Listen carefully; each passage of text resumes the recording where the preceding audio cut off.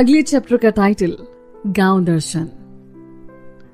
राजीव बोला, wow Kavita, it's so cool. Veer, आइए आप लोग बैठ जाइए।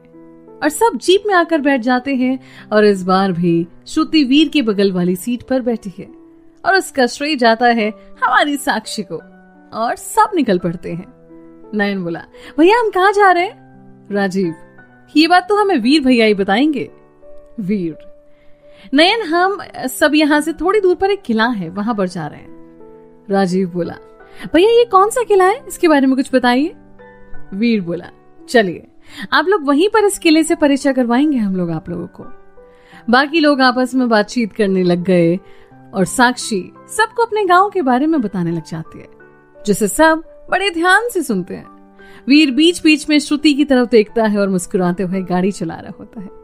थोड़ी देर बाद सभी किले के बाहर पहुंचते हैं और वीर गाड़ी पार्किंग में खड़ी करके सबको अपने साथ लेकर टिकट काउंटर की तरफ बढ़ जाता है, जहां वीर सबके लिए टिकट खरीदता है और सब अंदर की तरफ बढ़ जाते हैं। किले के बाहर दरवाजे पर साक्षी बोली, तो आप सबका स्वागत है हमारे यहाँ सबसे प्रसिद्ध किले जयसिंह किला में।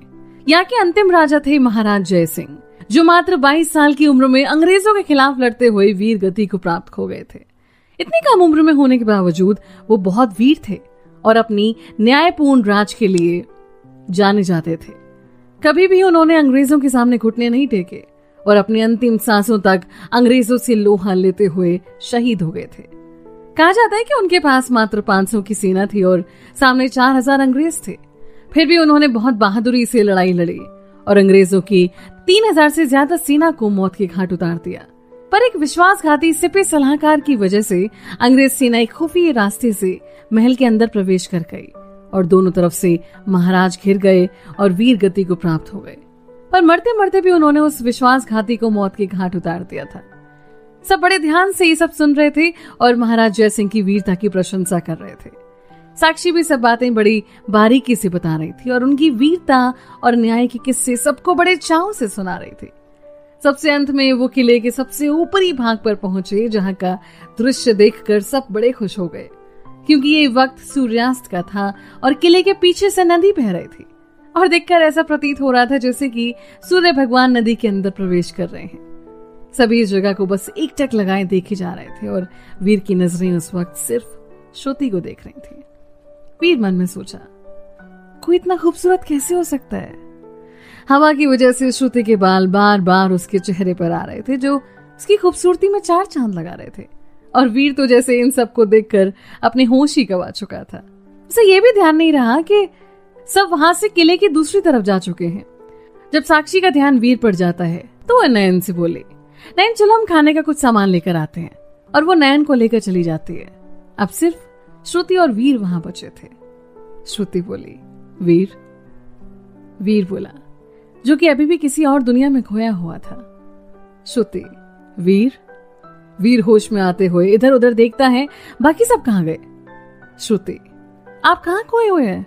बाकी सब किले की दूसरी तरफ गए हैं और साक्षी नयन को कुछ खाने का सामान लेने गई है। वीर, ओह अच्छा, तुम नहीं गए? श्रुति बोले, नहीं, यही बड़ा अच्छा लग रहा है ना, है ना? वीर श्रुति की तरफ देखकर बोला, हाँ यही सबसे सुंदर है। श्रुति बोली, वीर एक बात पूछूं आपसे? वीर, जी जरूर पूछिए, क्या बात है? श्रुति, वो मैं ये पूछ रही थी कि इतने में ही संजना वहां पर आ जाती है। संजना बोली, श्रुति यहाँ क्या कर रही है? चल बाकी सभी बुला रहे हैं, दूसरी तरफ देखते हैं किला। श्रुति, हाँ चल चलें। संजना बोली, वीर जी आप भी चलिए ना, वो नयन पूछ रहा है आपके बारे में। जी चलिए। और सब वहां से चले जाते हैं। श्रुति मन ही मन में बोली, थोड़ी देर बाद नहीं आ सकती थी क्या संजना? ये तीनों भी बाकी सबके पास चले जाते हैं। नयन, भैया आप कहाँ खो जाते हो बार बार? पता है हमें कितनी बातें करनी है आपसे और आप कभी मिलते ही नहीं हो। वीर बोला, नहीं दोस्त, वो ऐसा ना कि दिन में ढेर सारे काम थे। वो रजनी दीदी की शादी है ना, और अभी बस हम यहीं आसपास घूम रहे थे। नयन, अच्छा भैया यहाँ पर और कौन कौन सी जगह घूमने के लिए?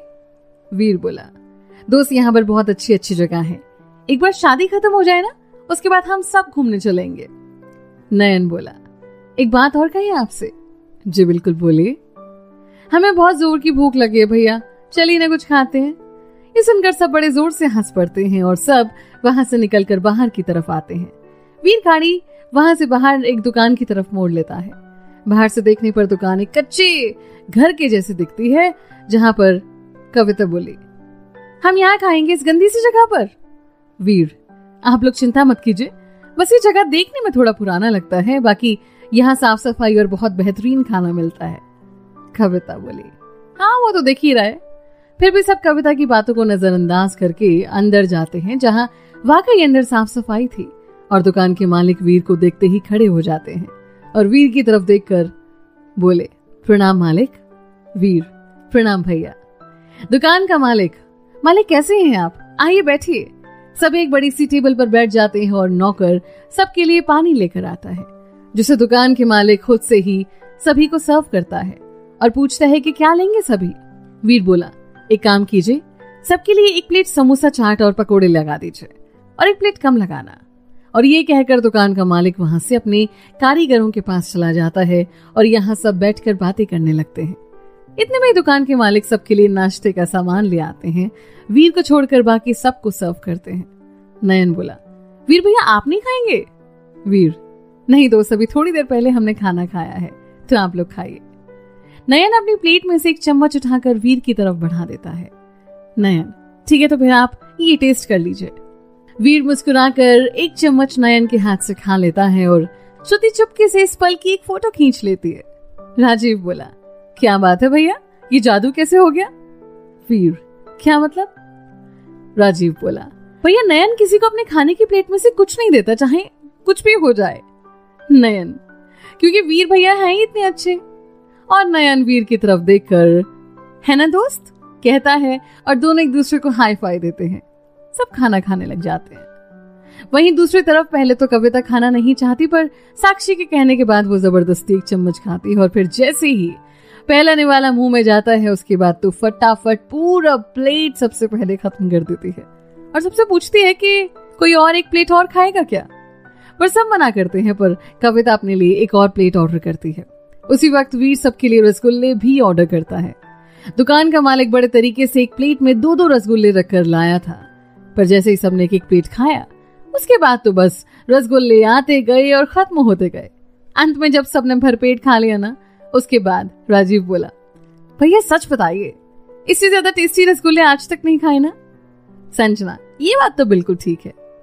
सब नाश्ते की तारीफ करते हुए बाहर आ गए और वीर वहीं बिल पे करने के लिए रुक गया। इतने में ही वीर का फोन बजता है। राम, वीर कहाँ रह गए, अब तक आए नहीं आप लोग? वीर बोला, बस चाचू आ रहे हैं। राम, जल्दी आइए, सब खाने पर वेट कर रहे हैं आप लोगों का। जी चाचू, बस आ रहे हैं। वीर वहां से निकलकर बाहर आते हैं और सब गाड़ी में बैठकर घर की तरफ निकल पड़ते हैं। रास्ता बिल्कुल सुनसान था, क्योंकि गांव में लोग 9 बजे तक खाना पीना खा लेते हैं और फिर घर में ही रहना पसंद करते हैं। और इस सन्नाटे को चीरती हुई उनकी गाड़ी अपने घर की तरफ आ जाती है और वहां पहुंचकर सब घर के अंदर चले जाते हैं।